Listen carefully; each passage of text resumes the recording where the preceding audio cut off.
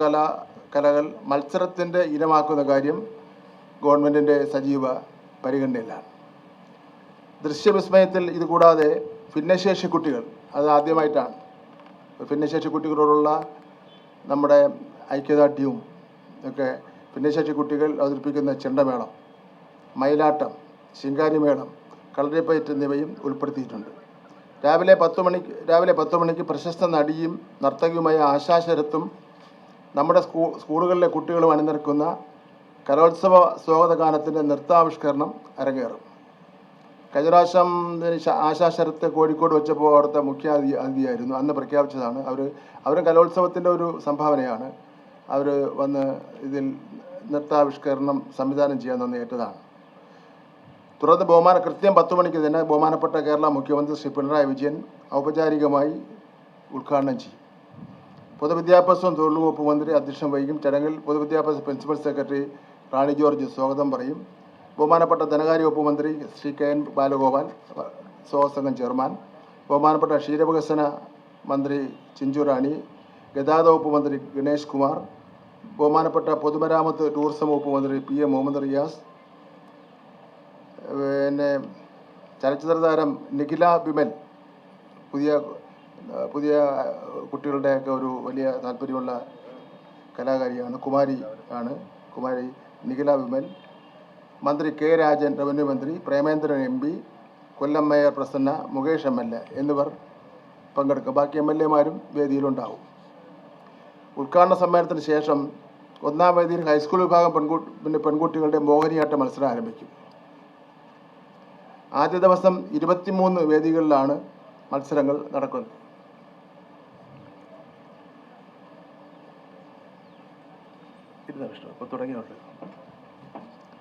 ജനുവരി മാസം 8-ന് തിങ്കളാഴ്ച വൈകുന്നേരം 5 മണിക്ക് സമാപന സമ്മേളനം നടക്കും.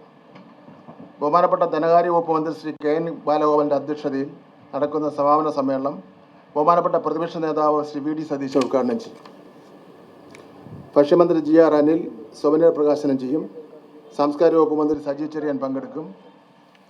വിജയികൾക്കുള്ള സമ്മാനദാനം വിദ്യാഭ്യാസ മന്ത്രി നിർവഹിക്കും. മലയാളത്തിൻ്റെ മഹാനടൻ ശ്രീ മമ്മൂട്ടി വിശിഷ്ട അതിഥിയായി പങ്കെടുക്കുകയും 1ഉം 2ഉം സ്ഥാനം കിട്ടുന്ന വ്യക്തികൾക്ക് സമ്മാനം കൊടുക്കുകയും ചെയ്യും. കലോത്സവത്തിൻ്റെ സുഗമമായ നടത്തിപ്പിന് 20 കമ്മിറ്റികൾ പ്രവർത്തിക്കുന്നുണ്ട്. 62ാമത് കലോത്സവത്തിൻ്റെ സ്വാഗതഗാനം തയ്യാറാക്കിയിട്ടുള്ളത് റിസപ്ഷൻ കമ്മിറ്റിയുടെ നേതൃത്വത്തിലാണ്.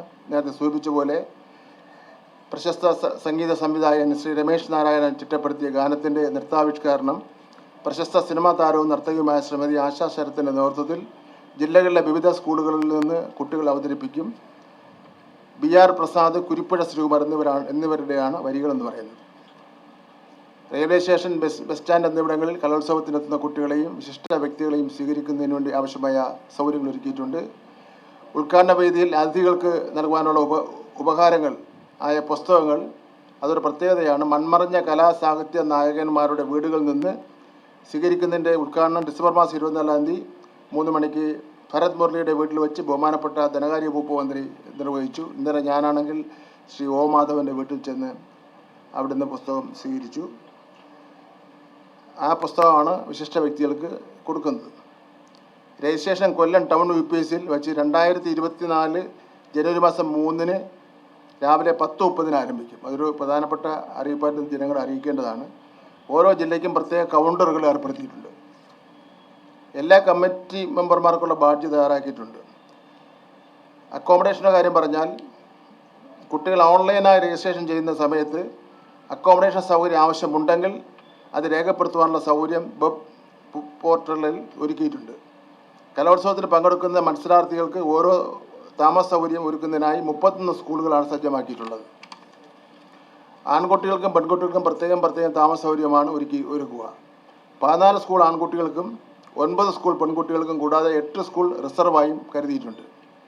താമസ സൗകര്യം ഏർപ്പെടുത്തിയിട്ടുള്ള എല്ലാ സ്കൂളുകളിലും വേണ്ട സൗകര്യങ്ങൾ ഒരുക്കിയിട്ടുണ്ട്. എല്ലാ സെൻ്ററുകളിലേക്കും സൗകര്യങ്ങൾ വിലയിരുത്തി കുട്ടികൾക്ക് വേണ്ട എല്ലാ സഹായങ്ങളും ലഭിക്കുന്നതിന് വേണ്ടിയുള്ള സംവിധാനങ്ങൾ അതിൻ്റെ ബന്ധപ്പെട്ട കമ്മിറ്റി ഏർപ്പാട് ചെയ്തിട്ടുണ്ട്. എല്ലാ അക്കോമഡേഷൻ സെൻ്ററുകളിലും ടീച്ചേഴ്സിൻ്റെ 2 ഷിഫ്റ്റായി ഡ്യൂട്ടിക്ക് നിയോഗിച്ചിട്ടുണ്ട്. കൂടാതെ പെൺകുട്ടികൾ താമസിക്കുന്ന സ്കൂളുകളിൽ വനിതാ പോലീസ് അടക്കമുള്ള പോലീസ് സംവിധാനവും ഉണ്ട്.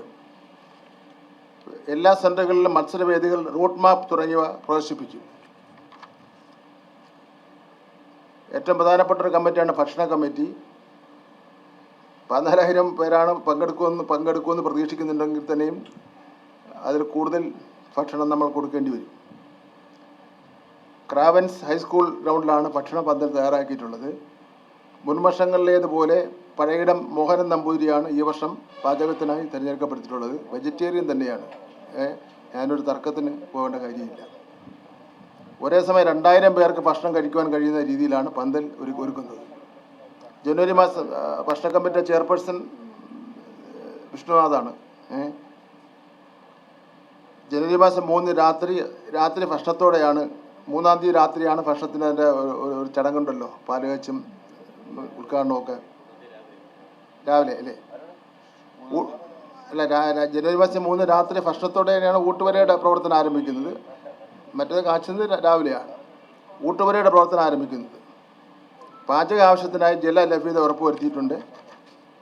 കുട്ടികൾക്ക് ചൂടുവെള്ളം ശേഖരിച്ചുകൊണ്ട് പോകുന്നതിനുള്ള സംവിധാനം ഒരുക്കിയിട്ടുണ്ട്. ക്ലീനിങ്ങിനായി കോർപ്പറേഷൻ ജീവനക്കാരുടെ സേവനം ഉറപ്പാക്കിയിട്ടുണ്ട്. മേയർ തന്നെ ഇവിടെ ഇരിപ്പുണ്ട്. വിദ്യാർത്ഥികളിൽ നിന്ന് പൊതുജനങ്ങളിൽ നിന്നും ഉൽപ്പന്നം ശേഖരിച്ച് കലവറ നിറയ്ക്കൽ എന്നുള്ള ഒരു പരിപാടി നടന്നു വരികയാണ്. ഭക്ഷണം വിളമ്പുന്നതിന് 4 ഷിഫ്റ്റുകളിലായി 1000-ഓളം അധ്യാപകർ, TTI, B.Ed എന്നിവയിലെ വിദ്യാർത്ഥികളെയും തിരഞ്ഞെടുക്കപ്പെട്ടിട്ടുണ്ട്.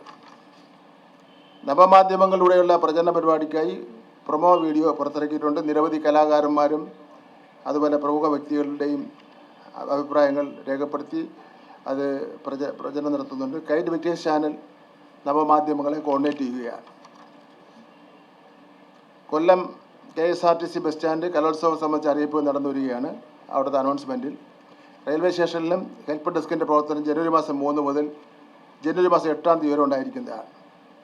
ജനുവരി മാസം 2-ന് പബ്ലിസിറ്റി കമ്മിറ്റിയും വെൽഫെയർ കമ്മിറ്റിയും ചേർന്ന് 500-ഓളം കുട്ടികളുടെയും കലാകാരന്മാരുടെയും റോഡ് ഷോ നഗരത്തിൽ സംഘടിപ്പിക്കും. കൊല്ലം ജില്ലയിലെ വിവിധ ഭാഗങ്ങളിൽ കലോത്സവം സംബന്ധിച്ച പോസ്റ്ററുകൾ, ബോർഡുകൾ എന്നിവ ഏതാണ്ടൊക്കെ വന്നുകൊണ്ടിരിക്കുകയാണ്. വിളംബര ജാഥ നഗരം ദീപാലകൃതമാക്കാൻ എന്നീ പ്രവർത്തനങ്ങൾ നടക്കുകയാണ്. പ്രോഗ്രാം കമ്മിറ്റി ഒരു പ്രധാനപ്പെട്ട പങ്കാണ് വഹിക്കുന്നത്. 24 വേദികളിലാണ് മത്സരം നടക്കുന്നത്. ഒരു കാര്യം ഞാൻ പറയാം, കൃത്യസമയത്ത് തന്നെ ആരംഭിക്കുകയും പറയുന്ന സമയത്ത് തന്നെ അവസാനിക്കുകയും ചെയ്യും. അത് കുട്ടികളെ കലോത്സവം ആരംഭിക്കാനിരിക്കെ വിദ്യാഭ്യാസ മന്ത്രി വി ശിവൻകുട്ടിയുടെ വാർത്താ സമ്മേളനം തുടരുകയാണ്. ക്രമീകരണങ്ങൾ സംബന്ധിച്ച് അദ്ദേഹം വിശദീകരിക്കുകയാണ്. 24 5-ന്റെ വജ്രത്തിളക്കം.